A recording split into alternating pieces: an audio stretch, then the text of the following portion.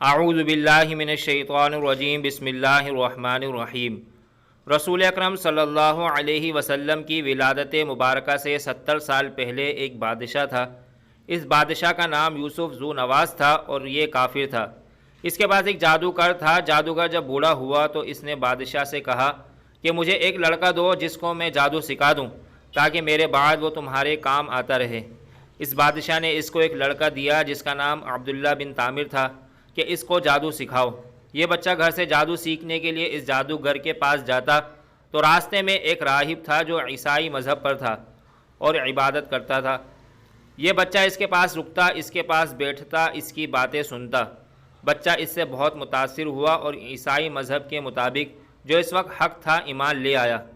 ایک بار بچہ آ رہا تھا تو راستے میں ایک شیر تھا، اس نے لوگوں کا راستہ روکا ہوا تھا۔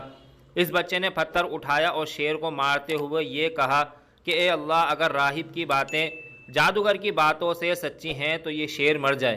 یہ کہہ کر اس نے پتھر مارا تو شیر مر گیا۔ اب لوگوں میں اس بچے کی کرامت مشہور ہو گئی۔ ایک نابینا اس کے پاس آیا کہ میری آنکھیں ٹھیک کر دو۔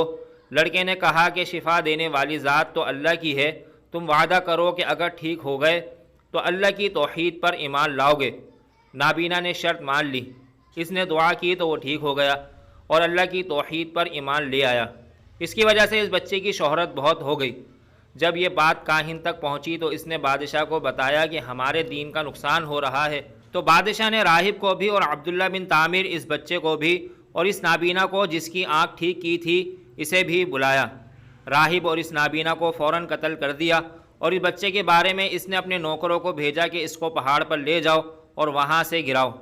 جب وہاں لے گئے تو زلزلہ آیا اور جو گرانے گئے تھے وہ خود مر کر گر گئے اور یہ بچہ زندہ واپس آ گیا۔ پھر بادشاہ نے کہا کہ اس کو دریا میں غرق کر دو۔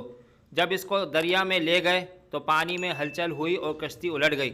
جو غرق کرنے کے لیے گئے تھے وہ خود غرق ہو گئے اور یہ بچ کر واپس آ گیا۔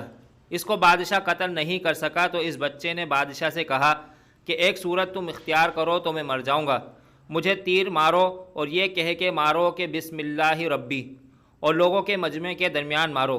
مجمع موجود ہو تو ظاہر ہے کہ ایسی باتیں مشہور ہو جاتی ہیں۔ تو جب بادشاہ نے بسم اللہ ربی کہہ کر تیر مارا تو تیر اس کی کنپٹی پر لگا اور بچہ شہید ہو گیا۔ اس وقت یہ بات دیکھتے ہی بادشاہ کی سلطنت کے کئی لوگ کلمہ پڑھ کر مسلمان ہو گئے۔ اصل مذہب یہی سچا ہے جو اللہ کے نام والا ہے۔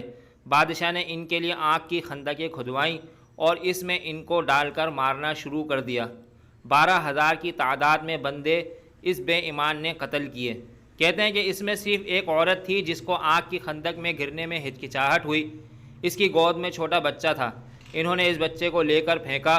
اس بچے نے خندق سے آواز دی، انا علی الحق، میں حق پر ہوں، تم لوگ صبر کرو۔ پھر ماں نے چھلانگ لگا دی تو ماں بھی شہید ہو گئی۔ یہ واقعہ سنایا مسلمانوں کی تسلی دینے کے لیے کہ جس طرح ظالموں نے ظلم کیا تھا اور انجام بد ہوا تھا، اسی طرح کفار تمہارے اوپر ظلم کرتے ہیں تو انجام بد کا سامنا ان کو بھی کرنا پڑے گا۔ جنہوں نے خندق کھودی تو اس خندق کی آنکھ پھیلی اور شہر میں لگ گئی، لوگ سارے جل گئے۔ بادشاہ دوڑ کر دریا میں غرق کیا گیا تو غرق ہو گیا، سارے ختم ہو گئے۔ مومنین تو جنت میں جائیں گے اور کفار جو ان کو قتل کرتے رہے اور ظلماً مارتے رہے خود اس آگ میں جل کر جہنم میں چلے گئے۔ حضرت عمر بن خطاب رضی اللہ عنہ کے دور میں کسی وجہ سے اس جگہ کو کھودا گیا تو اتفاق سے وہاں ایک بچہ نکلا جس نے ہاتھ اپنی کنپٹی پر رکھا ہوا تھا۔ جب اس کا ہاتھ ہٹایا گیا تو خون بہنا شروع ہو گیا، اور جب ہاتھ اس جگہ رکھا گیا تو بچے کا خون نکلنا بند ہو گیا۔ یمن کے امیر نے حضرت عمر رضی اللہ عنہ کو پیغام بھیجا تو حضرت عمر رضی اللہ عنہ نے فرمایا کہ ہاتھ وہیں پر رکھو اور اسی طرح بچے کو دفن کر دو۔